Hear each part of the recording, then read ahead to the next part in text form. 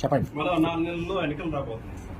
ఇక్కడ మీ పార్టీకి చెందినటువంటి జంగా కృష్ణమూర్తి గారు ఇక్కడ నేను కూడా సీట్ ఆశిస్తున్నానని నిన్న పబ్లిక్ గా చెప్పేశారు. దాని మీద మీ అభిప్రాయం? తప్పేముందండి? జంగా కృష్ణమూర్తి గారు పార్టీ సీనియర్ నాయకుడు, 2 సార్లు శాసనసభకి చేసిన వ్యక్తి. నేను సీట్ ఆశిస్తున్నానని ఆయన చెప్పారు. ముఖ్యమంత్రి గారి దృష్టికి తీసుకెళ్తా అన్నారు. ఆయన తీసుకెళ్తారు. ఖచ్చితంగా ఎవరు నిలబడాలి అనేది ఇప్పటికే మీరు చూస్తున్నారు. జగన్మోహన్ రెడ్డి గారు గతం కన్నా విభిన్నంగా సర్వేలు 1కి 3 సార్లు సర్వేలు చేయటం, ఎవరు నిలబడాలి, ఏం చేయాలి. ఎందుకంటే ఈ నియోజకవర్గంలో మీరు చూస్తే మిగతా నియోజకవర్గాలకి ఈ నియోజకవర్గానికి ఉన్న వ్యత్యాసం ఏంటంటే, మిగతా నియోజకవర్గాల్లో 1-2 క్యాండిడేట్లు ఉండొచ్చు. బహుశా ఇక్కడ నేను కృష్ణమూర్తి గారే కాదు, 3, 4, 5, 6 ఉన్నారు. ఏది ఎమ్మెల్యే స్థాయి సీట్ అడగగలిగిన. సో అడగడానికి ఎవరైనా అడగచ్చు. అల్టిమేట్లీ పార్టీ ఉంది, వ్యవస్థ ఉంది. జగన్మోహన్ రెడ్డి గారు ఇప్పుడే క్షుణ్ణంగా మా అందరికి ఎమ్మెల్యేలకి అందరికి కూడా చెప్పారు, సర్వేలు చేస్తాం.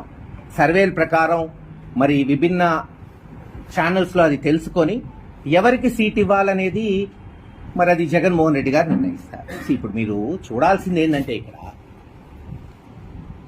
అసలు కాసు మహేష్ రెడ్డి అనేవాడు గురజాలకు ఎందుకు వచ్చాడు 2016? వాస్తవమే, కాసు బ్రహ్మాందరెడ్డి గారు, వెంగళరెడ్డి గారు, కృష్ణారెడ్డి గారు ఈ ప్రాంతంలో అడుగడుగున సత్సంబంధాలు ఉన్నాయి.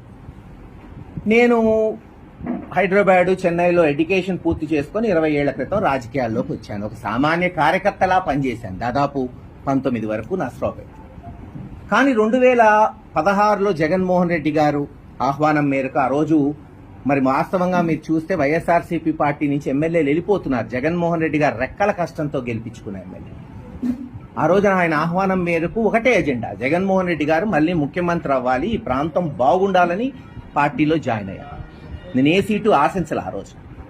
కానీ జగన్మోహన్ రెడ్డి గారు ఒకటే చెప్పారు, నువ్వు గురజాల పోవాలి, నా తమ్ముడు గురజాల్లో నిలబడతాడు, మరి గురజాలను సెట్ చేయాలి. ఎందుకంటే ఆ రోజు ప్రత్యేక పరిస్థితులు గురజాల్లో ఉన్నాయి. దుర్మార్గం పెట్టరేగిపోతుంది. అక్రమ మైనింగ్, పేకాట క్లబ్బులు, గంజాయి. ఒక ప్రతిపక్షంగా వైఎస్ఆర్సీపీ పార్టీ ఏది గళం విప్పినా అక్రమ కేసులు, వాళ్ళని స్టేషన్లో వేసి కొట్టడం, భయభ్రాంతులు సృష్టించటం. ఇలా వాళ్ళని ఒకడిని కొట్టామంటే ఇంకోడు గళం ఎత్తడు అనేది ఆ రోజు తెలుగుదేశం నాయకులు కానీ ఎరపతినేని శ్రీనివాసరావు గారు కానీ చేసింది.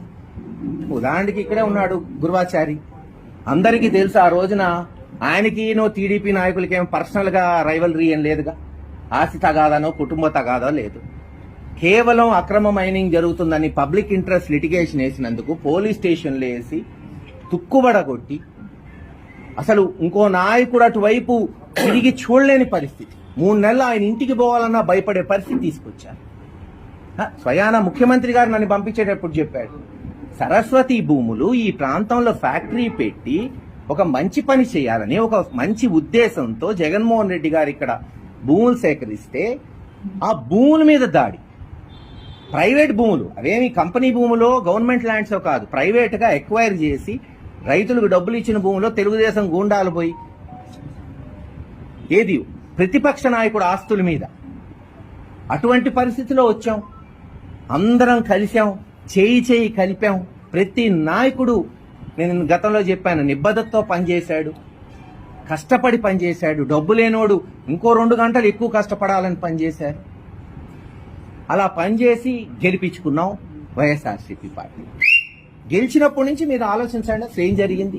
గురజాల నియోజకవర్గంలో ఎమ్మెల్యే అయ్యాను, పంచాయతీలు అన్నీ ఖాళీగా ఉన్నాయి. మేము ఎవరికి ఇచ్చాము సర్పంచులు, అక్కడ ఎవరిని కూర్చోబెట్టాను, నేను ఎవరిని కొత్త వాళ్ళని తేలేదే.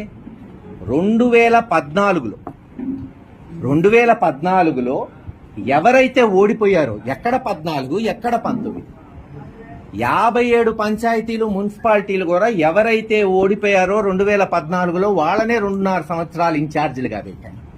అంటే ఎవడైతే కష్టకాలంలో పార్టీకి నిలబడ్డాడో వాళ్ళకే ఇచ్చాం కానీ కొత్త వాళ్ళు ఎవరికి ఇవ్వలేదు.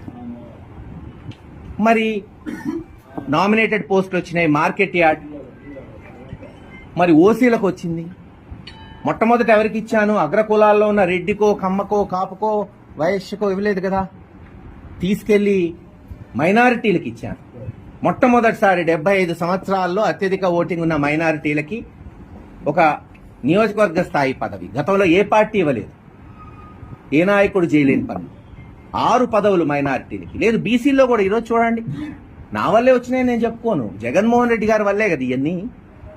2 ఎమ్మెల్సీలు, కృష్ణమూర్తి గారు కావచ్చు, ఏసరత్నం గారు కావచ్చు, యాదవరాజులు కావచ్చు, వడేరాజులు కావచ్చు, లేదు నామినేటెడ్ పోస్టులో అనేక బీసీ సంఘాలు, లేదా అక్కడ రేవతి చైర్మన్ కావచ్చు, ఇటు వెంకటేశ్వర్లు ఓసీల్లో ఉంటే మార్కెట్ యార్డ్ చైర్మన్, ఇందాక చెప్పినట్టు ఆంధ్రయ్య గారు ఎస్సీలకి మార్కెట్ యార్డ్ చైర్మన్, ఇలా అన్ని కులాలకి కష్టాల్లో ఉన్నోళ్ళు వీళ్ళంతా. నాకన్నా ముందు కష్టపడి పనిచేసిన వాళ్ళు, వాళ్ళకి ఇచ్చాం కానీ ఎక్కడా కూడా డబ్బున్నోళ్లకో లేదు ఇంకోటో చూడాల. దాచేపల్లిని మున్సిపాలిటీ చేశాం పట్టుబట్టి, చరిత్ర కలిగింది. ఎవరిని పెట్టాం మున్సిపల్ చైర్మన్ గా? పున్నారావుని, సాంబయ్య గారిని. దాంతో పాటు జాకిర్ హుసేన్ అటాచ్ చేశాం. సరే బ్యాడ్ లక్ పాపం, జాకిర్ హుసేన్ గారు ఓడిపోయాడు, సముచిత స్థానం త్వరలో ఆయనకు కూడా కల్పిస్తాం. ఎవరు పున్నారావు? 2014లో వైఎస్ఆర్ పార్టీ తరఫున నిలబడి పంచాయతీలో